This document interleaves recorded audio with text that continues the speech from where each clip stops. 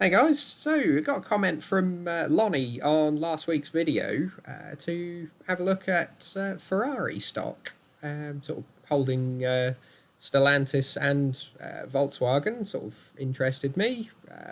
Never really sort of had a huge look at the stock, and yeah, sort of having a bit of an interest in sort of cars in general. I thought it'd be a good one to look at. So it's a sort of obviously a luxury car stock. They don't sell a huge amount, but what they do is sort of very expensive. £200,000 and up. Was sort of wondering whether to make this a sort of supercar stock comparison video, but you sort of quickly realise that there just aren't that many out there. Auto Express give a little quick top 10 of sort of supercars for this year. You've got Aston Martin, which the stock is just a nightmare. Chevrolet, which is GM, not exactly supercar stock, it's just sort of contained within that. Audi, which is Volkswagen. Maserati, which is Stellantis. Obviously Ferrari. McLaren is sort of some weird holding company, it looks like, in Abu Dhabi, so it's not really tradable as far as I can see. Lamborghini again is Volkswagen, Ferrari again, Porsche again is Volkswagen, and Ferrari. So yeah, there's a sort of top 10. Obviously you've got beyond that some sort of more niche stuff like Koenigsegg, which I believe is private, Pagani, which I believe is private, and sort of Bugatti, which again is a Bugatti, and Porsche, which are both Volkswagen. So yeah, as far as sort of stocks go, there just really isn't that much. It is contained within the big boys or private, or crazy things like Aston Martin, which is a bit of a dumpster fire. So just having a quick browse around their website, sort of the current lineup, because it has changed quite a lot over the years. I remember sort of watching, Top Gear videos about the sort of 360 and some of the older cars, and yeah, they're sort of going for, family, like long, don't know what you'd call these, sort of coupe type stuff. They've made sort of four doors before, and then yeah, lots of different sort of variations of supercar. And yeah, sort of more niche stuff as you get towards the bottom. Yeah, this sort of unusual cars, but yeah, quite a lineup. But they're probably one of the more sort of racer companies. They have Formula One team, which sort of do reasonably well. I think they're sort of always pushing for the podium, if not necessarily the win. And yeah, you sort of have Mercedes and McLaren and people like that on the sort of winning teams quite often, but for Ferrari are sort of seemingly always there.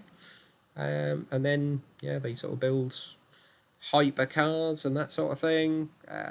Not sure whether this is like Le Mans 24-hour racing and that sort of thing.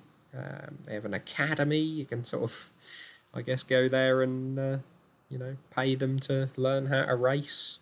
Esports, which is pretty big. I'm not sure don't know whether they sort of play Forza and Gran Turismo and that sort of thing, but certainly they play the F1 game. And then, of course, you have GT racing and the sort of, the main Ferrari race car racing rather than F1. So quite a large non-car sales business, I guess, the sort of the racing section, which is rather nice, bit of sort of diversification. And then sort of being probably the most famous supercar brand in the world, they can even go further than this and have sort of museums and stuff. And this amazed me, even 2 theme parks. So Ferrari Land in Barcelona and Abu Dhabi. So fair enough if you want to go that far and do a bit of roller coasters and stuff, and a simulation centre. Quite interesting, sort of try and get like the real thing, F1 or GT racing maybe.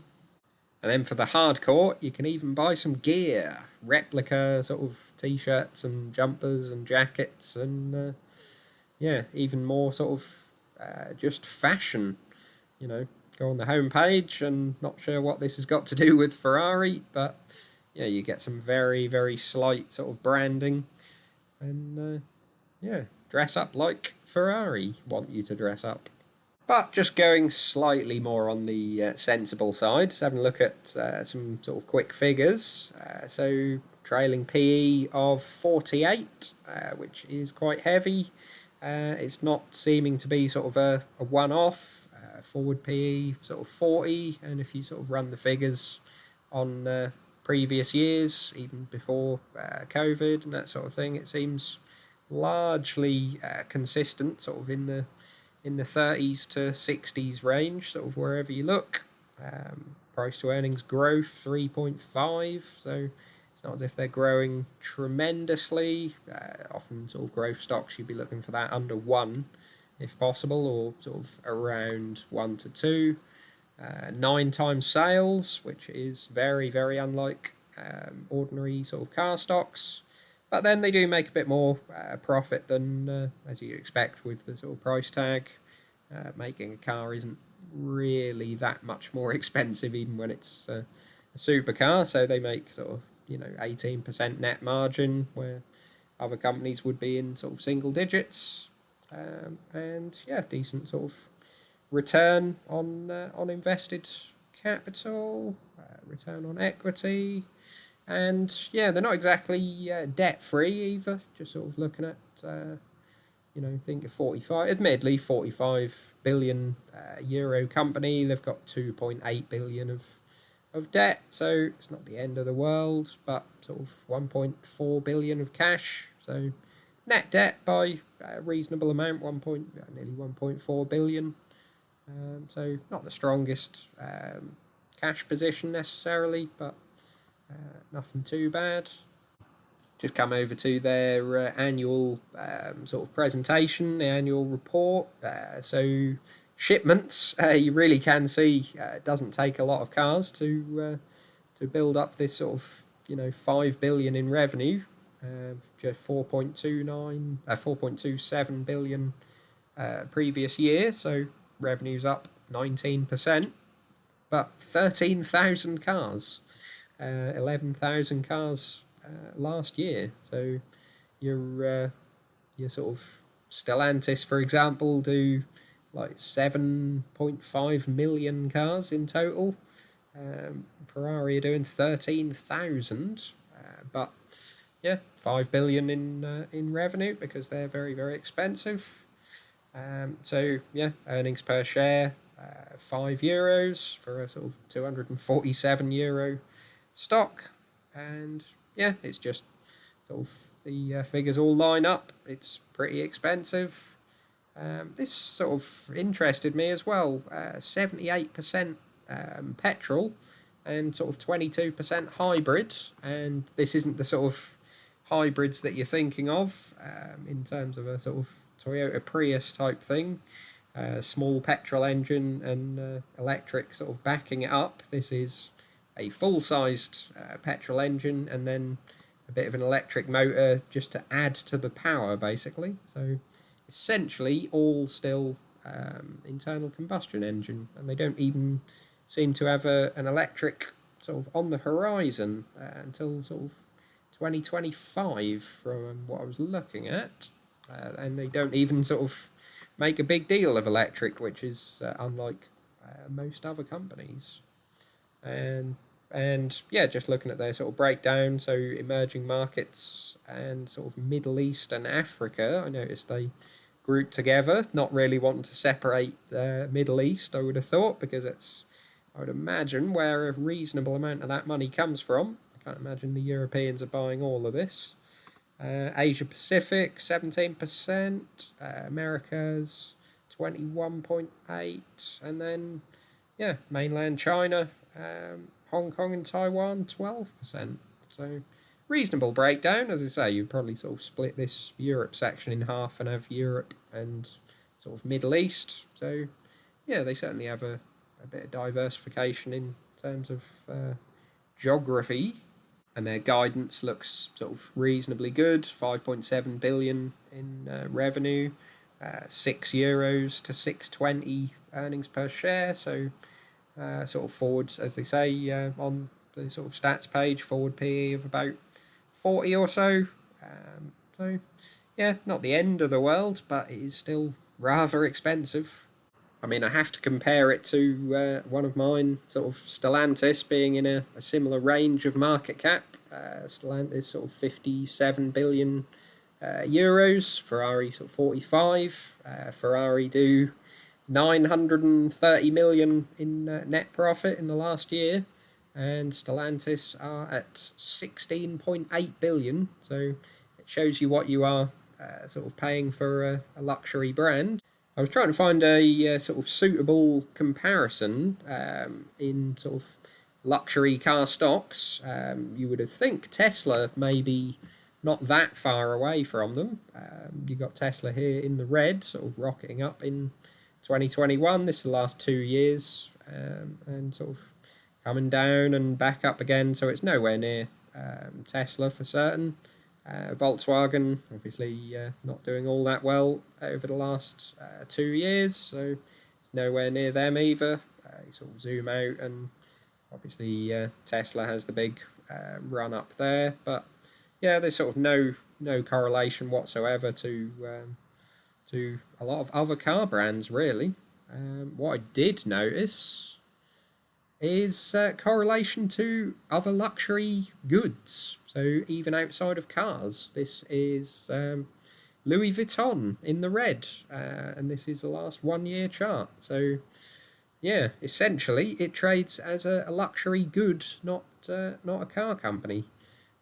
Obviously, the Tesla fans like to say it's not a car company, it's, technology, and I would sort of call it luxury. Two of their cars are sort of $100,000, I believe, the S and the X, and yeah, there's sort of obviously no correlation there. So in terms of just a luxury, it's basically in parallel with people like Louis Vuitton, and yeah, even on the sort of 5 year, it doesn't diverge all that much, and sort of since 2016 when they launched, it's one great big uptrend, which is interesting to sort of note.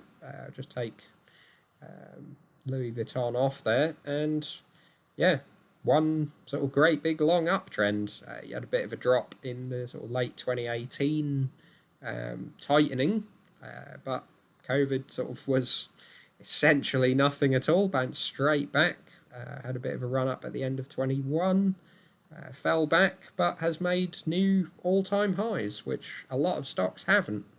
They haven't sort of got above the late 2021 boom. So yeah, have to give them props for that.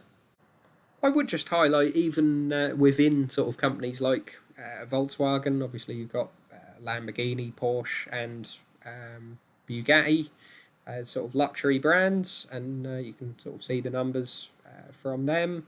But even Stellantis, you've got Maserati, so they did in the last year 25,000 units, with Ferrari sort of doing, 11,000, 13,000 in the last year. So yeah, obviously these Maseratis aren't all super expensive. They do sort of a cheaper one for about 70,000, I think, and that's why the revenue sort of is not up there with Ferraris, but 2.3 billion euros in revenue and sort of operating income of 200 million. So it's a reasonable brand within Stellantis, and sort of you're getting a little bit of supercar exposure there. They make the MC20 here. This was on the, I believe, on the top 10 supercars of this year, and yeah, it's sort of a nice brand within a cheap stock in sort of comparison. So that is basically how I like to get my sort of supercar exposure. That and as I say, sort of VW having you know, Lamborghini, Porsche. Well, not all of Porsche anymore. They own about 3/4 of Porsche, but Bugatti as well. So yeah, you can probably guess this one is interesting to look at, but not really for me. Sort of, if I was going to buy a luxury brand, given they trade sort of very heavily, closely together, I would probably go for Louis Vuitton, being a sort of cheaper valuation. 40 sort of even 40 times forward earnings for Ferrari is a bit much for me, but yeah, certainly worth a look, and hope you enjoyed sort of a brief overview. But yeah, give me your thoughts in the comments, and like and subscribe. See you soon.